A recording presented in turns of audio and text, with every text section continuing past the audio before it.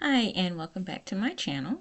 So I'm continuing with my movie reviews for the month of October. So in keeping with the vampire theme from my previous video that I did about Sinners and Vampire in Brooklyn, I'm going to be reviewing the movie Priest from 2011 with Paul Bettany and Karl Urban.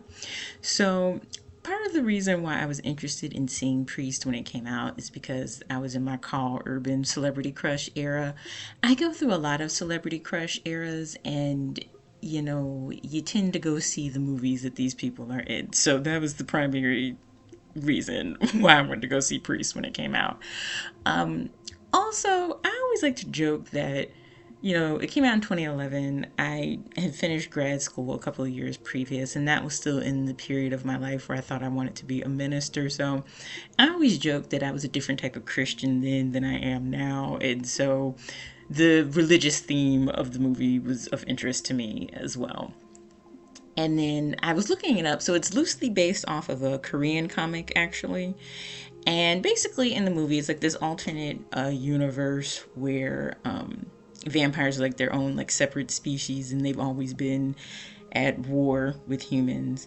And there's like a theocracy that like rules, and the war keeps going on, and it doesn't look like humanity is going to win, so they hide away in like these cities, these like fortified cities that are ran by the church. And finally they find a weapon to defeat the vampires, which is these priests with these special powers. And they finally defeat the vampires, and they put them like on reservations, but because they're afraid of the power that the priests had, they basically disband them and like ostracize them from society. So Paul Bettany's character is one of those priests, and he just goes by priest in the movie. He doesn't have like a name, but the premise of the movie is that his remaining family is attacked by a former priest who was called Urban, who you find out over the course of the movie has become the first human vampire. Because in the beginning they go to like this hive of vampires, and he's left behind, and he blames Paul Bettany's character, but while he's there he gets turned into a human vampire. And Paul Bettany's daughter has been kidnapped by Karl Urban to kind of like draw him out, and so he goes to rescue her. So that's broadly the plot of the movie. So I'm just going to talk about a couple of things that I liked from it. So first of all, the visuals.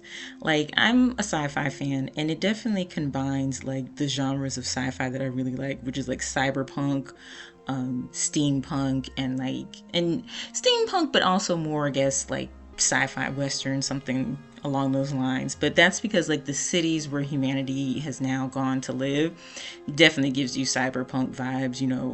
If you think of like Blade Runner, or even like Dread, or movies like that, it definitely gives that type of vibe in the cities. And visually I like that.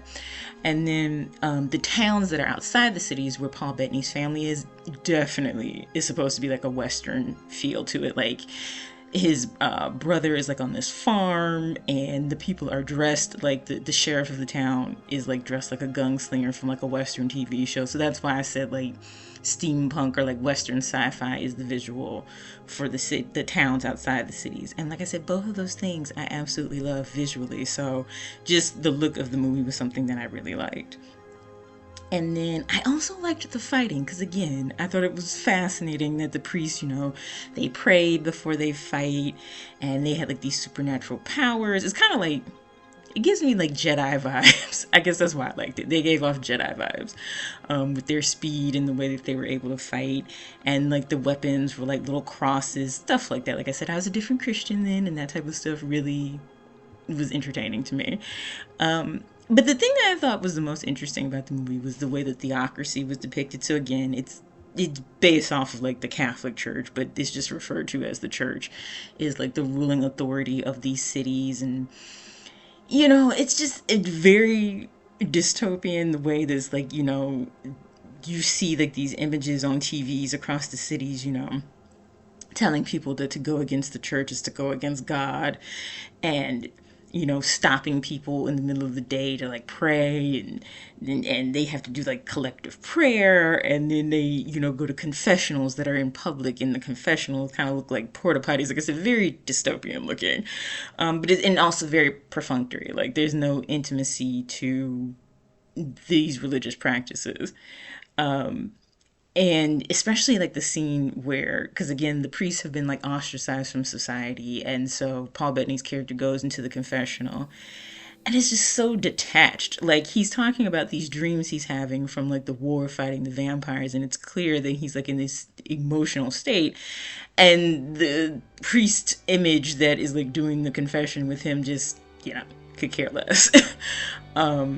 But like with the priest, the other thing that I really liked is there's one woman, the priestess, that's in the movie, and when she's sent out to find Paul Bettany when he goes to rescue his family, and she's reminding him that their power comes from God, not the church. And I just thought that was like an interesting contrast between them having these powers that are given to them by God to fight evil, and the way the church is trying to make itself indistinguishable from God. Because when you think about, especially in our current climate, the way religion is used, it does not allow you to question like the entity or the religious institution, because to me, any faith-based relationship is supposed to be intimate between you and God, and no institution or other person should have that much power to control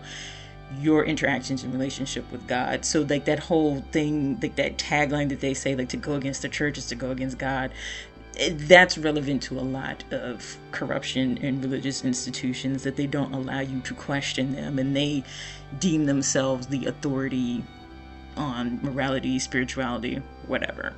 And in keeping with that, at the end of the movie, when it's obvious that the vampires haven't completely been defeated and they're facing a new threat, the church refuses to believe it. Paul Bettany basically shows up and shows them evidence of it, and that he's willing to go against the church's authority and challenge them, but they're unwilling to acknowledge it. So again, just like the interesting contrast when you set yourself up in such a position that you cannot be challenged, chastised, or questioned. And then the contrast of like the people, understanding that they can have a direct relationship with God. And like in this case, in this universe, that relationship with God is what gives these priests their powers that help them defeat the vampires. So just really quick here, just a quick review.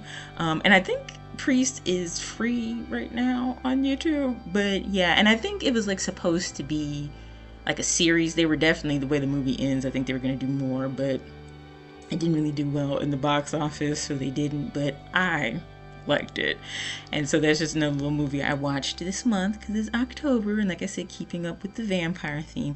I'm also watching Twilight right now just for the pure entertainment value, because it is funny. But yeah, so I hope you enjoyed this very short review of Priest.